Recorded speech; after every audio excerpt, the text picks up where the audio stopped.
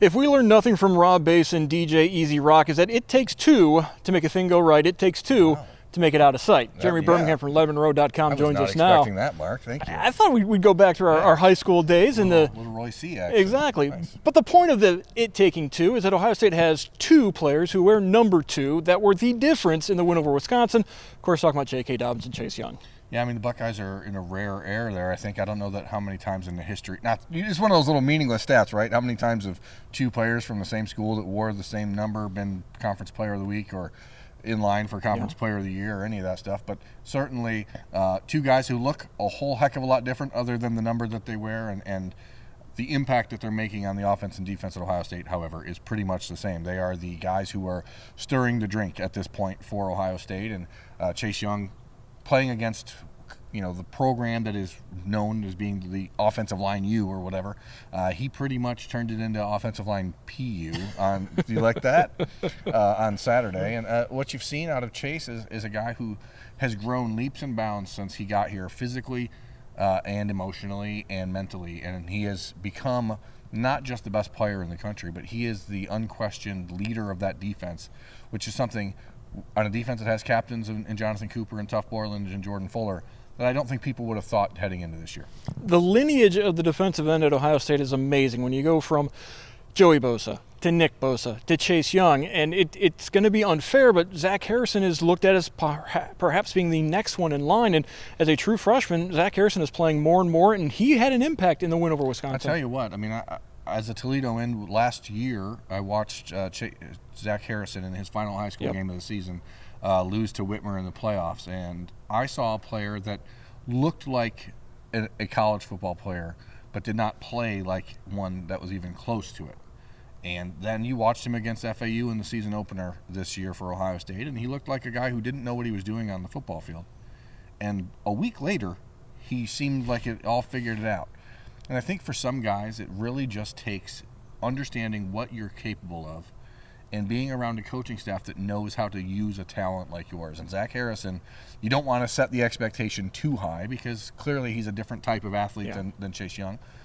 But at 6'5.5", 6'6", 255 pounds, and a 4.5 type speed, he has all the numbers that you want to see out of a guy who you think is going to be the next, right? And Zach, I think if you would have asked him coming into this year, is this what you expected? He would have said no. And the injuries along the defensive line for Tyler Friday, for Jonathan Cooper, for everyone else, I think it just put him in a position where he's been sort of forced to play more than he wanted or thought he would. Because I'll tell you, covering Zach in recruiting, one of his main reasons for wanting to come to Ohio State is he thought he could get a year where he could be developed. And now he's developing on the field, which is unexpected, but obviously very good for Ohio State fans. Speaking of recruiting, one of the topics that we had from Ryan Day on Tuesday was about recruiting, specifically about the running back position. Now, obviously, Ryan Day can't talk specifics about targets and what they would like to do with running backs, but that doesn't mean you can't.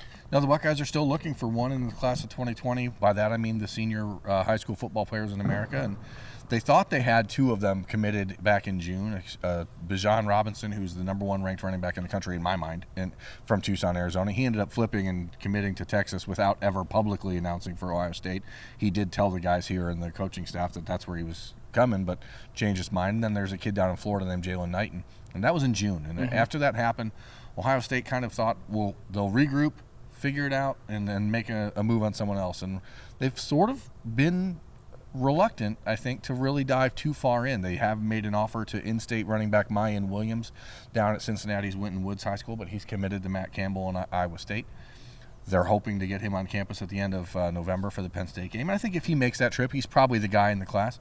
But what Ryan Day said on Tuesday was apropos. The history of running backs at Ohio State, the production that you see out of J.K. Dobbins, not just this year, but the last couple, the Mike Weber, Ezekiel Elliott, Carlos Hyde, so on and so forth. It is confusing that they haven't had a line of guys ready to jump on that.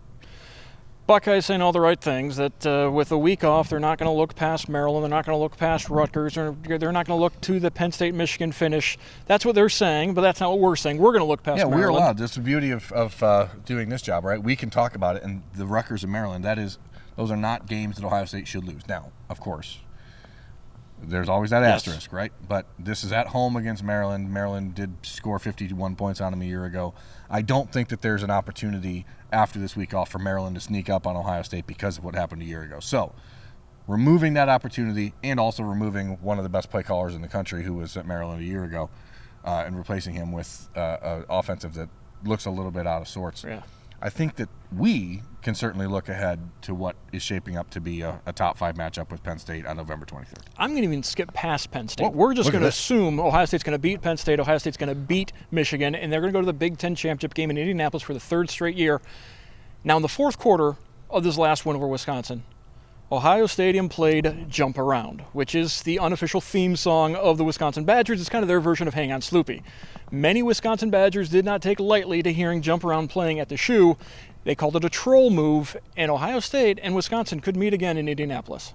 First of all, it was obviously a troll move, but the Ohio State football team has nothing to do with what gets played in the stadium. Beyond that, I was driving home on Saturday night from Columbus in the torrential rain and listening to football on the radio, and at least at 3 different stadiums I heard the same song being played in the background. So it's not like Hang On Sloopy where it's a song that is exclusive to Wisconsin. It's not the official rock song of Wisconsin. Right. Jump Around is not exclusive to Wisconsin football. Yes, they've turned it into a great tradition there at the start of the 4th quarter in Madison, but it is a pretty popular sporting event song. That's like saying that na na na na na hey is someone's song, okay? Like everyone hears that song. So don't be mad about it. I'm going to be honest. I mean, when that happened, I said to somebody on the sideline on Saturday, "Boy, I hope they don't run into these guys again in December because they could be a little bit ticked off about that." But again, what the guys in the press box play, it has nothing to do with the football team. Ryan Day did not order. It was not. There was no DJ Ryan Day in this situation. This was not like a code red directive 22. You have to play this song. So I think that it's a situation where. It's 2019. Everyone's getting creative in their trolling. I don't know if you saw the tweet that the Michigan football account sent to Notre Dame on Sunday. It's the world we're living in, right? It's who can get in the best barb. Now, one thing Ohio State did say was Justin Fields after the game said, if we played in better weather conditions, I think we could have put 50 on the Badgers. Now, getting back to the Big Ten West, right now you do have Minnesota undefeated sitting at 8-0, but the Gophers still have to play Penn State, they still have to play Iowa, they still have to play Wisconsin. All 3 are ranked teams. So very easily, Minnesota could lose those 3 games, and you could get Wisconsin sneaking into the Big Ten championship Wisconsin's game. going to have to beat Iowa and Minnesota. I think that most objective people would still believe that Wisconsin's the best of those 3 teams. But, again, as they've showed now, there's a recipe to beat them. As the weather gets worse, I think, ironically, I know that what Justin Fields said, but I think that because Wisconsin, I thought, had their best group of receivers that they've had in a while. Yes. I think that the weather actually hurt them more than they hurt Ohio State because what it allowed was the Ohio State defense to know that Wisconsin pretty much had to be one-dimensional. And Jack Cohn is not Justin Fields. Don't get that confused, but if the weather was nicer, he's a better threat than he's probably being given credit for. So I agree with Justin Fields. They probably would have scored 50, but I think Iowa probably would have scored 17, or Wisconsin probably could have scored 17 or 21. Right. Finally, we'll talk a little about the other big topic du jour for this Ohio State program during this off week, and that is Chase Young's Heisman Trophy candidacy. Now, no primary defensive player has only one primary defensive player has won the Heisman Trophy. Of course, Charles Woodson back in 1997 for Michigan. Chase Young has got a lot of publicity. He's got a lot of momentum after that 4-sack, 5 TFL, 2-strip fumble game against Wisconsin. I don't think there's much doubt that Chase Young is a Heisman candidate, but I think it's a whole different question between being a candidate and actually having a chance to win. Yeah, I don't think there's a lot of doubt in the country that Chase Young is the best college football player in America right now. I think that the majority, again, and I use the word objective because it's hard to find that sometimes when you're talking about sports, but I think objectively people see that he's probably the best player in America. Yes, you can make an argument for Tua, you can make an argument for Jalen Hurts, etc., but the impact that Chase Young has on the football game is different than any non-quarterback right now in America. The question is that award a quarterback award, or is it for the best player in America? If you take Chase Young off of this Ohio State team, how different are they? Right. And I think... Well, I would say an example would be without Nick Bosa. Last year we saw what the Ohio State defense was. It is harder to quantify that for a defensive player than it is for an offensive player. But I think because of what you just said, we have an opportunity to look at what happened a year ago when the best player in America last year was taken off of the Ohio State defense and how it changed the team. So I think you can say to yourself, well, if you look at it, this is what they could be without Chase Young. he's the best player in America. He belongs in New York for the Heisman Trophy finals. And if he has anything like his last 4 games or anything like his first 8, he belongs as the winner of that award.